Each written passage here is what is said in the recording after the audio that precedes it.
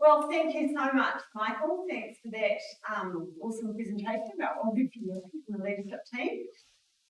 Good to know that stuff has happened over the last year. It feels like a little bit like we're here in the middle of the year. We were planning to do that strategic review on the 31st of July last year. And we ended up doing it on October or something. And it feels like here we are in July. We're at about the same place we were in July last year. It feels like just last year. Yeah. But anyway, thank you for that. And thank you, leadership team, for leading us. That was awesome. So we're about to launch into a series in Amos, set in Amos, and I wanted to take this opportunity to explain a little bit of why we have chosen this particular book and some of the things that we've been thinking and praying about as a leadership team and how we're anticipating hearing from God and listening to what He has to say to us through this series, saying to us as a community. So today, we've seated you in rounded kind of groups because we're going to stop along the way today for some discussions. So the good thing is it won't be too long and boring before we get to chat, okay? So I thought today we would look just really briefly at the little book of Ruth. Many of you will be familiar with this book. It's just this little narrative of 4 chapters, and it's found in the Old Testament, and it's right after the book of Judges, where everybody was doing exactly what they wanted to do, and it's just before the account of Samuel, where we go into all kings and the history of the Israelites and what happened there. So quite often in the Bible, you have these really big narratives like, creation and the flood, and there's like massive stuff happening. There's all kings and wars and politics and what have you. And this narrative, it's a little story about a little family in the middle of Bethlehem. They are a nobody family. There's nothing special particularly about them, except this book is a picture of how God works in a particular way, in a particular family, and how He works in their lives. What happens through them and how they experience His loving kindness, like on a micro scale rather than a macro sort of scale. So to go really quickly through the plot, it opens with this famine in Bethlehem, right? And there's this family, Elimelech, his wife Naomi, and they have 2 sons, Mahlon and Chilion. And what happens is there's no food, there's no famine, so they decide to go to Moab. So he up sticks, takes the whole family to Moab. While they're there, Elimelech, he dies. And then the boys marry, and then they die. No kids. So Naomi is left with her 2 daughters-in-law, Ruth and Orpah. And she thinks, you know what? I hear there's food back in Bethlehem. Let's go back. So she goes back to Bethlehem with the daughters-in-law. One goes back to Moab, and one sticks with her, Ruth, who ends up in Bethlehem with her. And Ruth, being on a Moabite, starts on the outskirts of this community, this tribe, this family and community in Bethlehem. She's on the outskirts gleaning, and she ends up married to Boaz, a wealthy landowner in the town, and ends up having a son and then continuing the family name. So Ruth, this foreigner, this alien woman, this Moabite, ends up gleaning on the edges of fields to gather food for her mother-in-law. Now, to really understand this story, there are a couple of things we need to understand. Ruth was a Moabite. Now, Moabites, she is constantly referred to right throughout the book as a Moabite. Ruth Moabite, Ruth Moabite, Ruth Moabite, Ruth repeat, Ruth repeat. She's never Ruth, the integrated, wonderful person who's come into our community and become an Israelite. We never hear about Ruth the Israelite. She's always defined as this Moabite person. So, to understand this, we need to understand who the Moabites were. So the Moabites were descended from Lot. So Abraham had a nephew Lot. You remember maybe the story of Sodom and Gomorrah. He had a nephew Lot. Sodom and Gomorrah was destroyed. Lot escaped with his wife, 2 daughters, ended up in the hills somewhere in the back blocks. Girls go, and that's a bit of a macabre story. Yeah. Back blocks of the desert. No, we're never going to have kids. Let's sleep with Dad. Okay. The children from that union became the Moabites and the Ammonites. That story is in somewhere. Genesis 19. So the Moabites and the Ammonites. And then it was the Moabite women who slept with and enticed the Israelite men in Numbers 25 and encouraged them to worship Baal in Numbers 25. And God dealt with that extremely seriously at the time. And then we have Balaam's curse on the Moabites, and because of the Moabites in Numbers 22, 24. And in Deuteronomy 23, we read that the Moabites, were not to be admitted to the Israelite community for 10 generations. And in verse 6 of Deuteronomy 23, the Israelites were explicitly forbidden to promote the welfare or prosperity of the Moabites because of Balaam. So they were a very despised people, and the Israelites were forbidden to intermarry with them. So here is Ruth, the Moabite, gleaning for food in Bethlehem. Now, gleaning was a practice that was given to the Israelites by God. So they were told to leave bits on the field. So when they harvested, they were not to go over the field and gather every last little bit. They were not to just strip the crop. They were to leave anything that didn't get taken, that just was left by accident, or the corners of the field, the edges, just leave that. That was to be left for the widows, the orphans, the poor in the community, the fatherless, those that had nothing, was to be left. And today, we might call it foraging, but it was a little bit more intentional because this land was privately owned. And so landowners had to deliberately leave a little bit of their profit lying there for those in need. So let's just stop for a minute, and this is where you get to chat.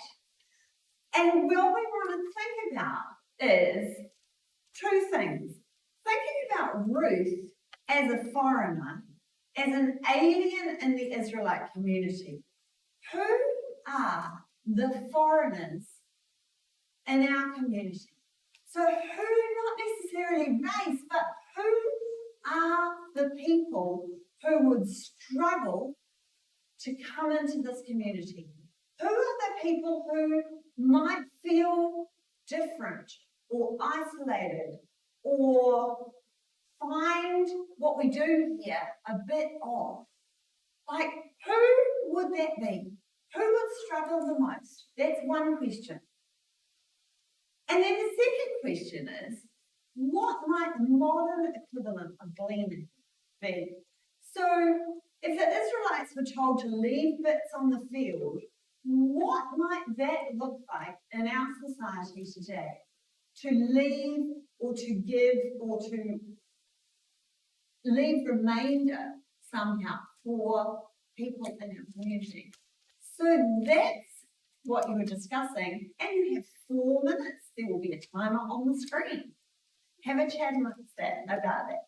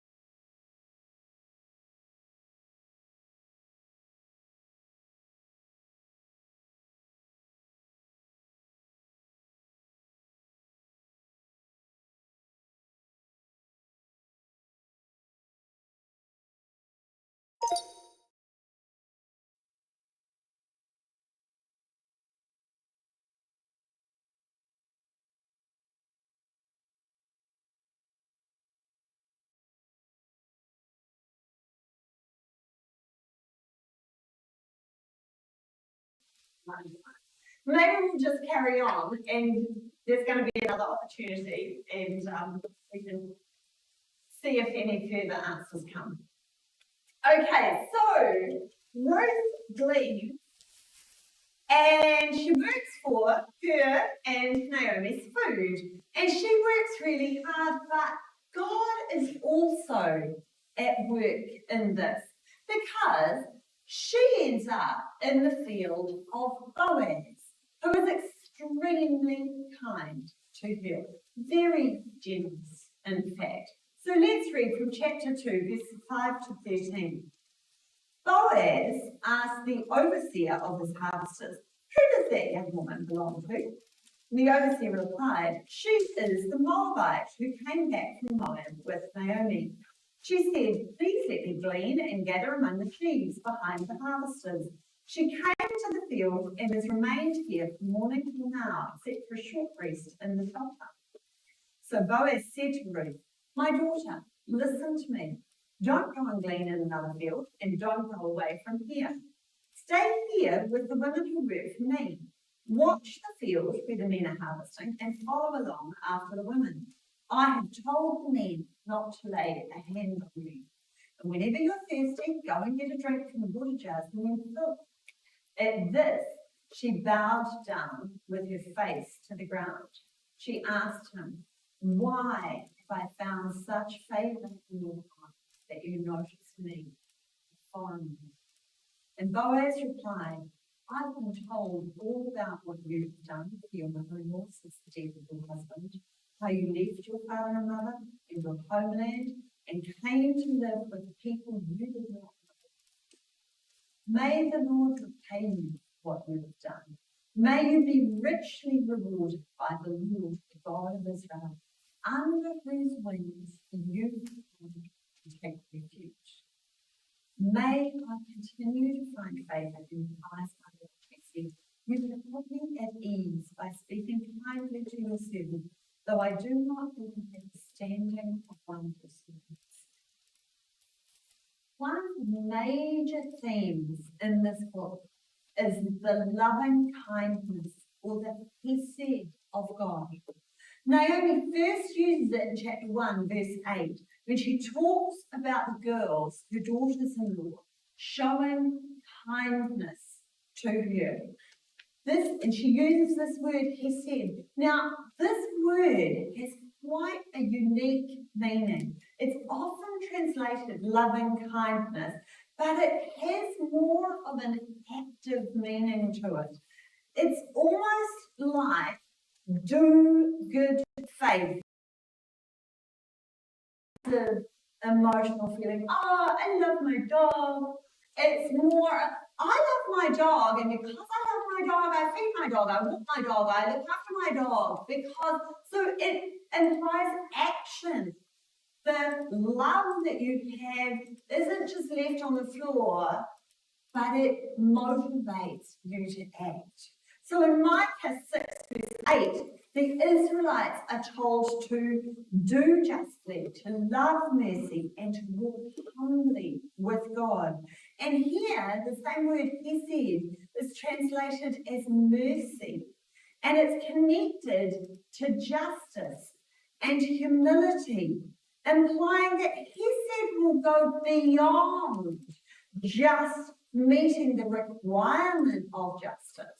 It will go beyond just seeing yourself humbly in right relationship with God.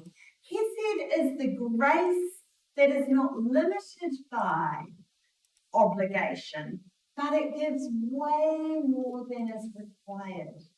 You see, Boaz is the embodiment of hesed. He understands the law regarding foreigners and Moabites, but he chooses to enlarge and expand on that law and not just do the minimal amount of kindness to Ruth. He's extraordinarily generous to her. In terms of gleaning, the law required that some be left for the poor and the widows and foreigners, but he says, "No, pull stuff out. He invites her to his table. He feeds her. He gives her stuff to take home. And ultimately, he gives her protection and the protection of marriage and the inclusion of marriage. I think verse 12 is possibly one of the most beautiful verses in this book.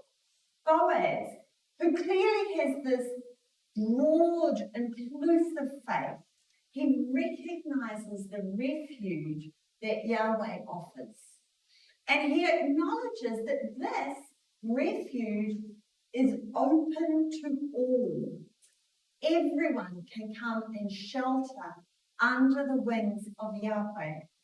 It isn't until Matthew that we read who Boaz's mother was, Rahab, who also was an outsider to the Israelite community. And it's possible that Boaz grew up with an understanding of what it was like to feel on the outside. And so when he had the opportunity to show kindness and include a foreigner, he took it. So here is another question for you and your group. How can we offer, he said, the loving kindness of God to people in our community? Maybe think of the people that you maybe talked about before. Maybe think of the families in our communities who have just been impacted by these recent shootings this week in West Auckland. So take another 4 minutes to talk amongst yourselves.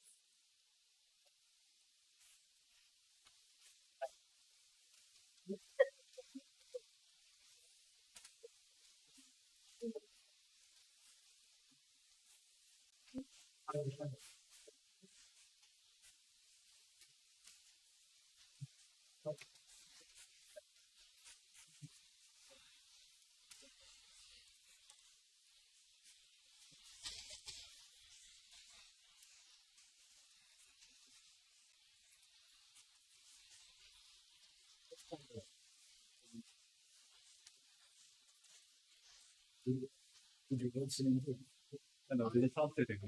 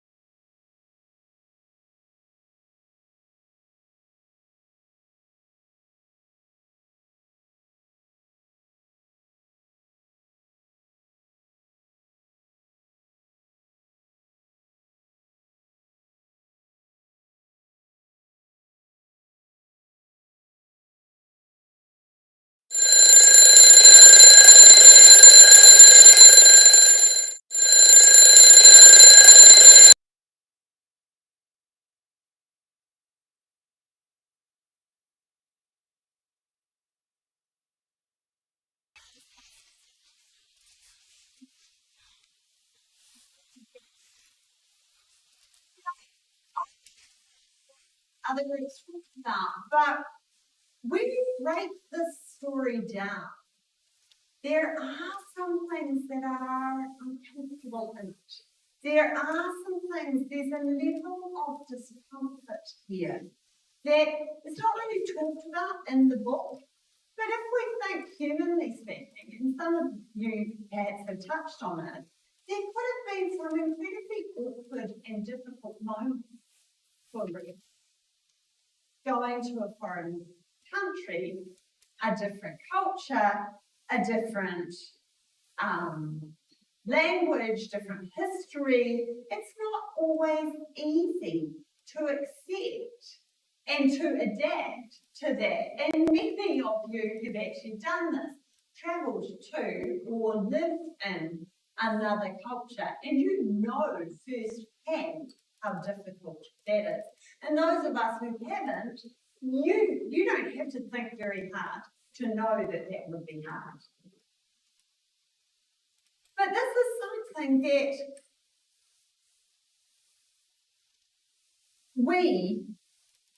but what about, so we know that travelling to a different country or going to a different environment is difficult. But what about the people that are the community that is accepting those people? That also is not easy. We see Boaz, who accepted Ruth and was embracing of her, but what about the rest of the people? Were they all as accepting as Boaz? We don't really know, but we presume there could easily have been some very awkward, difficult situations there, given their law and given what they had been told. That is not a woohoo, just walk in here and, everything's sweet. I imagine there were some very difficult times for Ruth and for the community that went on, joining another community. But this is something that we as a church also need to recognise. Are we prepared to welcome the stranger or an alien person different to our community, a slightly marginalised person who perhaps doesn't look or talk or walk, whatever, just the same as us? It doesn't always come naturally to us. We might think it does, we might wish it did, but this actually isn't part of our DNA, not necessarily the church, particularly possibly not the brethren. My grandfather was on eldership in a church that had to make a conscious decision to decide that they would accept people who were not baptized into the meeting.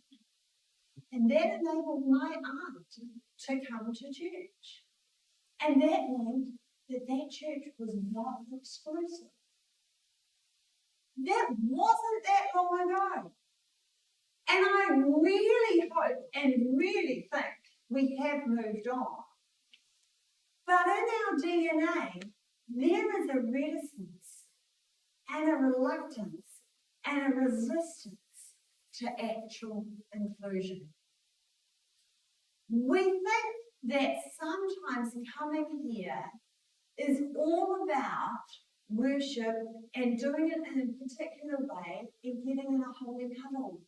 And sometimes that just feels so nice and so good, but sometimes that might need to be disrupted. I mean, yeah, we're sitting differently today. It's a slight disruption to what we normally do. So next week, we are starting this series on Amos. And the question we're asking is, does God care? Because does God care about the poor and the marginalised, which is what Ruth was? Does he care about the oppressed? Does he care about the people who have been shot this week? Does he care about the people who shot them, the perpetrators? Does he care about their family and their friends? And we can probably all answer that and go, oh, well, yes, of course God cares. And so what we want to do is look at specifically, how does God care in Amos? How does that play out in the book of Amos? How do we see God caring in that community, the different aspects of that? But then the other question we want to ask ourselves is, do we care? Do we care about those people? How much do we care really? Do we care enough to be a little bit uncomfortable? If someone who perpetrated one of those violent acts this week, if they walked in here, are we comfortable? If we were to minister to those people, are we okay with that? Are we comfortable with this? Or will this be a bit awkward and actually a little bit inconvenient? See, the church exists for the benefit of people who are not in this room. I'll just say that again. The church exists for the benefit of people who are not in this room. Ruth didn't stay gleaning on the edges. She ended up talked about at the city gate. She ended up included in the community and giving birth to a child named Obed, who then gave birth, fathered Jesse, who was the father of David, who was in the line of Christ. And that was because of the love and the inclusion that Boaz showed in bringing her into the community. The hesed and love of God that was shown to Ruth included her into the genealogy of Christ. So my question is, who are the children who might be born to this community? Not just physical children. Who are the spiritual children who could be born to this community if we allowed ourselves to be disrupted and to include and experience the hesed of God and give that love, that hesed to others? See, that combination, the love of God with the marginalized, brought the fruit of the child who was born over it. Ruth's loyalty and courage and Boaz's commitment and courage and their willingness to be used by God allowed the hesed of God to be displayed. This book has often been used as a salvation story, a picture of what God has done for us, with Boaz, the picture of the kinsman redeemer, and pictured with Christ as a picture of Christ as our kinsman redeemer. The love that Boaz shows goes above and beyond the call of duty, and that's very much a picture of the love and the grace that Christ shows to each one of us. God's love is shown in action. Hesed is love in action. And God's love in action is Christ. Our reading at the beginning of the service came from Luke 4, where Jesus tells us his mission and why he has come into this world.